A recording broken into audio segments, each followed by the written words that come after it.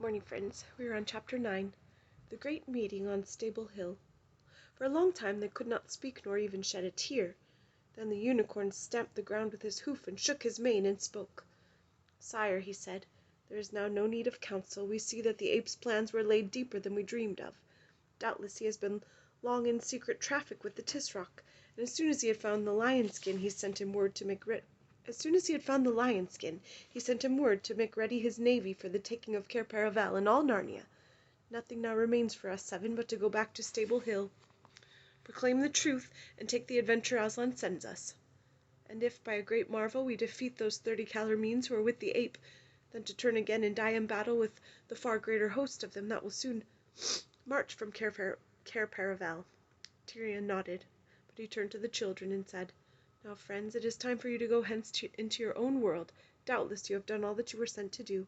But we've done nothing," said Jill, who was shivering, not with fear exactly, but because everything was so horrible. "Nay," said the king, "you loosed me from the tree. You glided before me like a snake last night in the wood and took Puzzle, and you, Eustace, killed your man. But you are too young to share in such a bloody end as we others must meet tonight, or, it may be, 3 days hence. I entreat you, nay, I command you, to return to your own place. I should be put to shame if I let such young warriors fall in battle on my side." "No, no, no," said Jill, very white when she began speaking, and then suddenly very red, and then white again. "We won't. I don't care what you say. We're going to stick with you, whatever happens, aren't we, Eustace?" "Yes, but there's no need to get so worked up about it," said Eustace, who had stuck his hands in his pockets, forgetting how very odd that looks when you are wearing a male shirt. "Because, you see, we haven't any choice. What's the good of talking about our going back? How? We've got no magic for doing it." This was very good sense, but at the moment Jill hated Eustace for saying it. He was fond of being dreadfully matter-of-fact when other people got excited.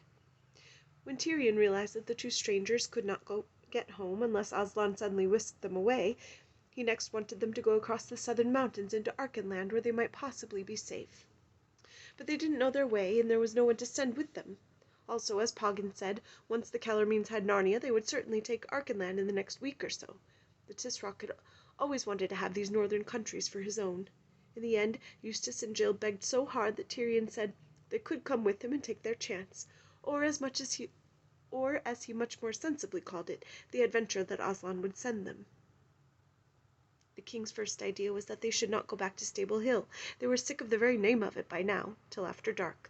But the dwarf told them that if they arrived there by daylight, they would probably find the place deserted, except perhaps for a Calormene sentry.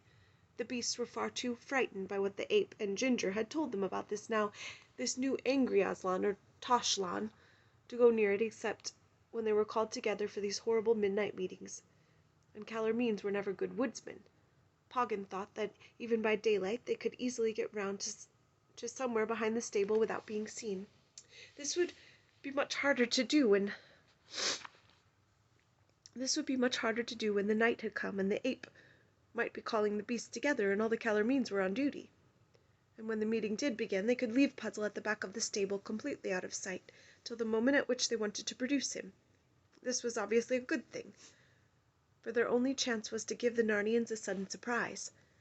Everyone agreed, and the whole party set off in a new line, northwest, toward the hated hill.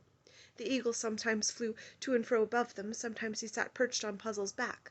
No one, not even the king himself, except in some great need, would dream of riding on a unicorn. This time Jill and Eustace walked together. They had been feeling very brave when they were begging to be allowed to come with the others, but now they didn't feel brave at all. "Pull," said Eustace in a whisper. "I may as well tell you I've got the wind-up." "Oh, you're all right, Scrub," said Jill. "You can fight, but I'm just shaking, if you want to know the truth." "Oh, shaking's nothing," said Eustace. I'm feeling I'm going to be sick." "Don't talk about that, for goodness' sake," said Jill. They went on in silence for a minute or two. "Pole," said Eustace presently. "What?" said she. "What'll happen if we get killed here?" "Well, we'll be dead, I suppose." "But I mean, what will happen in our own world? Shall we wake up and find ourselves back in that train, or shall we just vanish and never be heard of any more? Or shall we be dead in England? Gosh, I never thought of that. It'll be rum for Peter and the others if they saw me waving out of the window, and then when the train comes in we're nowhere to be found. Or if they found I mean, if we're dead over there in England." "Ugh," said Jill, "what a horrid idea." "It wouldn't be horrid for us," said Eustace. "We shouldn't be there." I almost wish—" "Oh, no, I don't, though," said Jill. "What were you going to say?" "I was going to say I wished we'd never come, but I don't, even if we are killed. I'd rather be killed fighting for Narnia than grow up old and stupid at home and perhaps go about in a bath chair and then die in the end just the same. Or be smashed up by British railways. Why'd you say that?" "Well, when that awful jerk came, the one that seemed to throw us into Narnia, I thought it was the beginning of a railway accident, so I was jolly glad to find ourselves here instead." While Jill and Eustace were talking about this, the others were discussing their plans and becoming less miserable. That was because they were now thinking of what was to be done this very night, and the thought of what had happened to Narnia, the thought that all her glories and joys were over, was pushed away into the back part of their minds. The moment they stopped talking, it would come out and make them wretched again, but they kept on talking. Poggin was really quite cheerful about the night's work they had to do. He was sure that the boar and the bear, and probably all the dogs, would come over to their side at once, and he couldn't believe that all the other dwarfs would stick to Griffel, and fighting by firelight and in and out among the trees would be an advantage to the weaker side. And then, if they could win tonight, need they really throw their lives away by meeting the main Calormene army a few days later? Why not hide in the woods, or even up in the western waste beyond the great waterfall, and live like outlaws? And they might gradually get stronger and stronger, for talking beasts and Archenlanders would be joining them every day, and at last they'd come out of hiding and sweep the Calormenes, excuse me, friends, who would have got careless by then, out of the country, and Narnia would be revived. After all, something very like that had happened in the time of King Miraz. And Tirian heard all this and thought, but what about Tosh? And felt in his bones that none of it was going to happen, but he didn't say so. When they got near to Stable Hill, of course, everyone became quiet. Then the real woodwork began. From the moment at which they first saw the hill to the moment at which they all arrived at the back of the stable, it took them over 2 hours. It's the sort of thing one couldn't describe properly unless one wrote pages and pages about it. The journey from each bit of cover to the next was a separate adventure, and there were very long waits in between and several false alarms. If you are a good scout or a good guide, you will know already what it must have been like. By about sunset they were all safe in a clump of holly trees about 15 yards behind the stable. They all munched some biscuit and lay down. Then came the worst part, the waiting. Luckily for the children, they slept for a couple of hours, but of course they woke up when the night grew cold, and what was worse, woke up very thirsty and with no chance of getting a drink. Puzzle just stood, shivering a little with nervousness, and said nothing. But Tirian, with his head against Jules's flank, slept as soundly as if he were in his royal bed at Cair Paravel, till the sound of a gong beating awoke him, and he sat up and saw that there was firelight on the far side of the stable, and knew that the hour had come.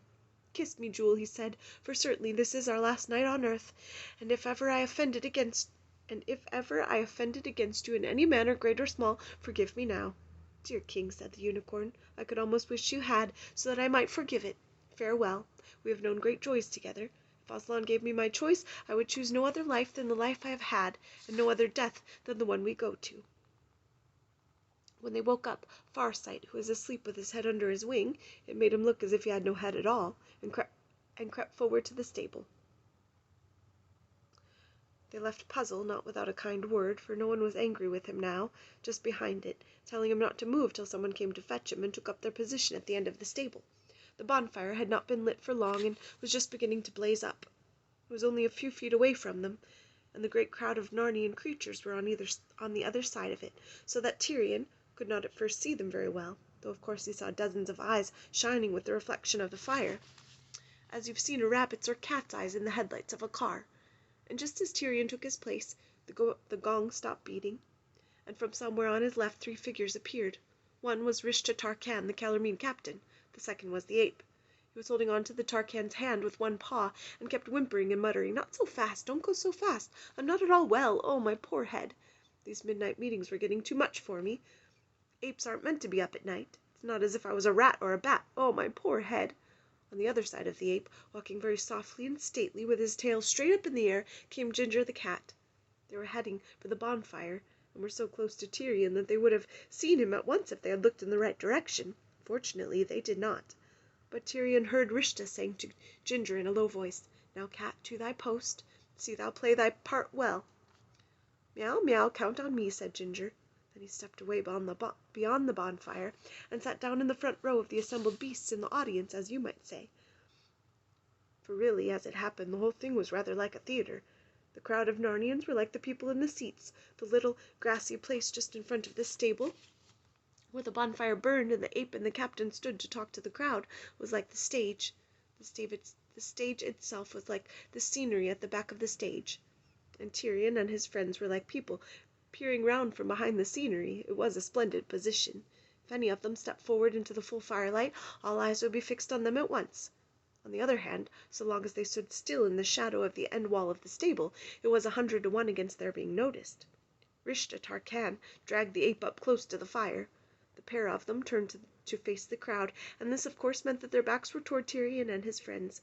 "Now, monkey," said Rishta Tarkan in a low voice, "say the words that wiser heads have put into thy mouth, and hold up thy head." As he spoke, he gave the ape a little prod or kick from behind with the point of his shoe. "Do leave me alone," muttered Shift, but he sat up straighter and began in a louder voice. "Now listen, all of you. A terrible thing has happened. A wicked thing, the wickedest thing that has ever been done in Narnia, and Aslan—" "Toshlan, fool," whispered Rishta Tarkan. "Toshlan, I mean, of course," said the ape, "is very angry about it." There was a terrible silence, while the beasts waited to hear what the new trouble was in store for them. The little party by the end wall of the stable also held their breath. What on earth was coming now?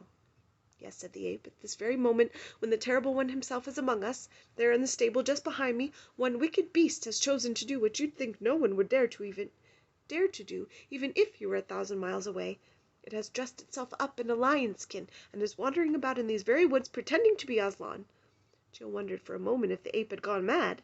Was he going to tell the whole truth? A roar of horror and rage went up from the beasts. "Grr!" came the growls. "Who is he? Where is he? Just let me get my teeth into him." "It was seen last night," screamed the ape, "but it's got away. It's a donkey, a common, miserable ass. If any of you see that ass—" "Grr!" growled the beast. "We will. He'd better keep out of our way." Jill looked at the king. His mouth was open and his face full of horror. And then she understood the devilish cunning as the enemy's plan. By mixing a little truth with it, they had made their lie far stronger. What was the good now of telling the beasts that an ass had been dressed up as a lion to deceive them? The ape would only say, "That's just what I've said." What was the good of showing them Puzzle in his lion skin? They would only tear him to pieces. "That's taken the wind out of our sails," whispered Eustace. "The ground is taken from under our feet," said Tyrion. "Cursed cleverness," said Poggin. "I'll be sworn that this new lie is of Ginger's making." Have a good day, friends.